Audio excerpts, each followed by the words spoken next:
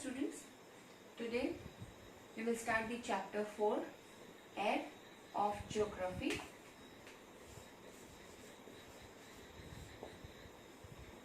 And here we have the first topic. We are going to talk about the air.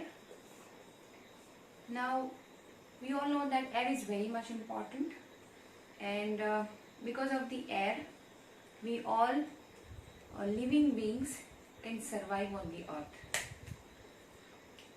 Our earth is surrounded by a huge blanket of air called atmosphere.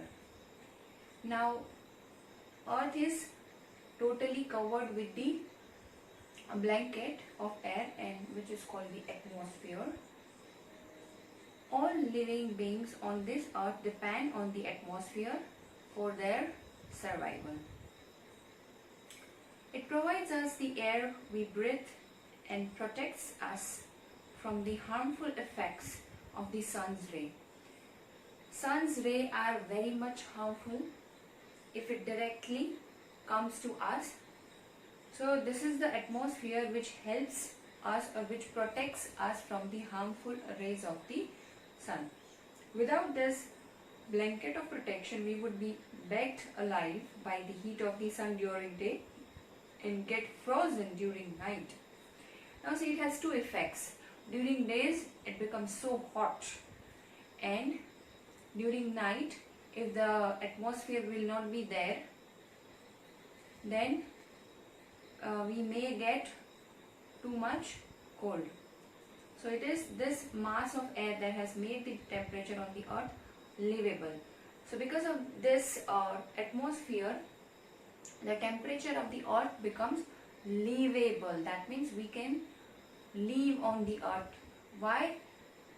With the help of the atmosphere.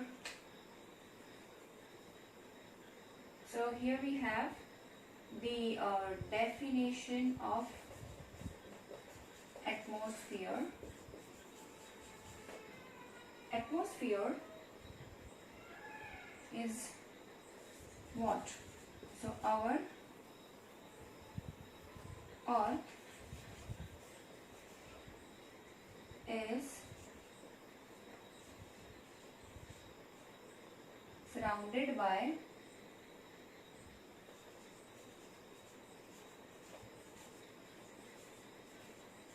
a huge blanket of air called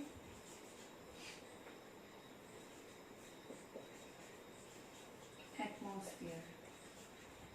So this is the important, very much important for all the living organisms, because of the atmosphere we all are able to live, and it actually balances or maintains the proper temperature on the earth. Now we have the topic composition of the atmosphere. Composition कैसे होता है atmosphere का? Do you know that the air we take in while breathing is actually a mixture of many gases? Whatever air we are taking in our breath is a mixture of many gases. Nitrogen and oxygen are two gases which make up the bulk of the atmosphere. Now here we have two important gases, which is nitrogen and oxygen.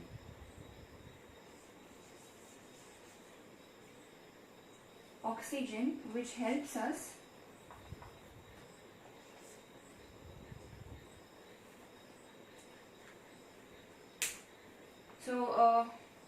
actually atmosphere is made up of many gases, but these two gases are more important. Carbon dioxide, helium, ozone, argon and hydrogen are found in lesser quantities. Now these two gases are found in more quantities, but other gases like helium, carbon dioxide, argon. So these are the gases which we find in less quantities. Apart from these gases, tiny dust particles are also present. Dust particles, tiny dust particles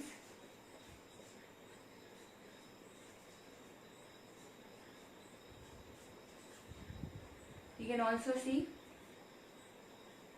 the pie chart gives you the percentage of different constituents of air. Now here we have a chart. Now this chart, you can observe this chart in your textbook. In a circle it is given. They have given the amount of a particular gases, like carbon dioxide is 0.03 percentage, argon is 0.93 percentage, all others are 0.04 percentage, oxygen and nitrogen. So here you can see, students, in a circle 78% is nitrogen. 78% percent is nitrogen, and oxygen is how many percentage? 21 percentage. Okay, so these two gases play a major role in the atmosphere. So I hope you understood the composition of the atmosphere now. Which two gases are important? Oxygen and the nitrogen, and other gases are in less quantities. Other than that, you can see the tiny dust particles also present in the atmosphere. Nitrogen is the most plentiful gas in the air. When we inhale, this is called the inhalation. Inhalation, that means we are taking the air inside of the body. This is called the inhalation. When we inhale, we take some amount of nitrogen into our lungs and exhale it. Some amount of nitrogen actually we are taking, but plants need nitrogen for their survival. So here we are talking about plants also, that they also need some amount of nitrogen. Okay, now come to the sky box, and some interesting information is given in this. Do you know carbon dioxide released in the atmosphere creates a greenhouse effect? Now carbon dioxide released in the atmosphere creates a greenhouse effect by trapping the heat radiated from the earth. Here the carbon dioxide plays an important role by forming a greenhouse effect. It is therefore called greenhouse gas. Important point, kindly note it down. Carbon dioxide is also called greenhouse gas because it helps to create greenhouse effect. Without it, the earth would have been too cold to live in. Now see, somewhere you can see that carbon dioxide is helping to maintain the balance in the atmosphere, because of the carbon dioxide, the atmosphere does not become that much cold. However, when its level in the atmosphere increases due to factory smoke or car fumes, the heat retained increases the temperature of the earth. Many times nowadays we are facing that problem, that pollution is increasing day by day. We can see the pollution which are the factories creating the pollution.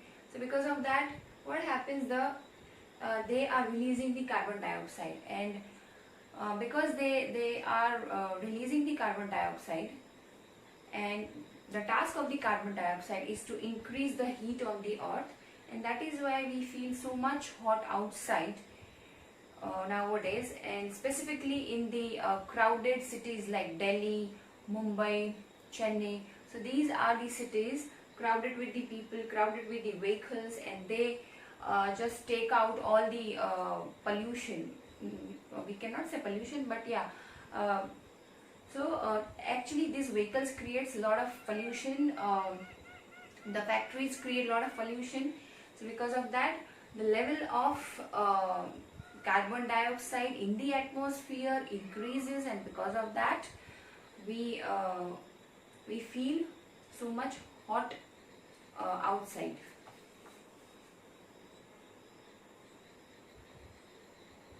Then we have, however, when its level in the atmosphere increases due to factory smoke or car fumes, because of the factory smoke and car fumes that we talked just now, the heat retained increases the temperature of the earth. This is called the global warming. We all have the fear of global warming because somewhere or the other it just polluting our natural environment.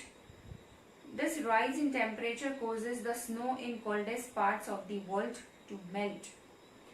There are many parts in the world which are too cold, and because of this cold area has the chances to melt the snow lying over there.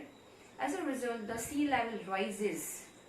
See the effects of the global warming, causing floods in the coastal areas.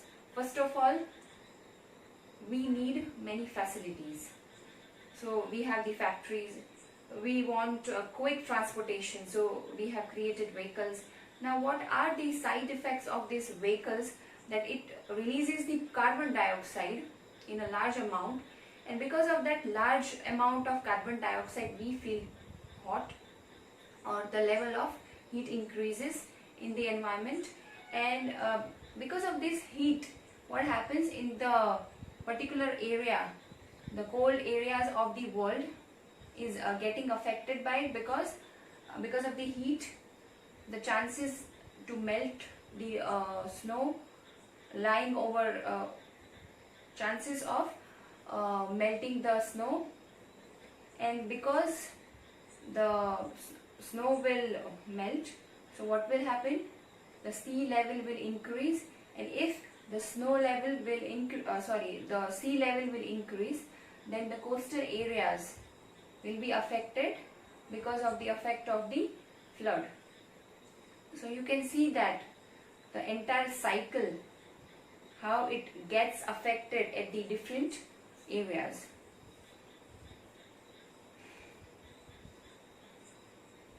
There may be drastic changes in the climate of a place, leading to extinction of some plants and animals in the long run. And in the long run, if we see that, it will affect a lot on plants and animals also, because it is affecting entire living organisms which are surviving on the earth. Now we have the page number 21. They cannot take nitrogen directly from the air. Now plants cannot take directly nitrogen from the air. Bacteria that live in the soil and roots of some plants take nitrogen from the air and change its form so that plants can use it. So here you can see the bacteria is playing a vital role to help the plants, because they are kind of converting nitrogen from the air so that plants can directly take it, because plants does not have that ability to take the nitrogen directly from the atmosphere or the air. Oxygen is the second most plentiful gas in the air. We are done with the nitrogen. Now we are talking about the oxygen. Humans and animals take oxygen from the air as they breathe.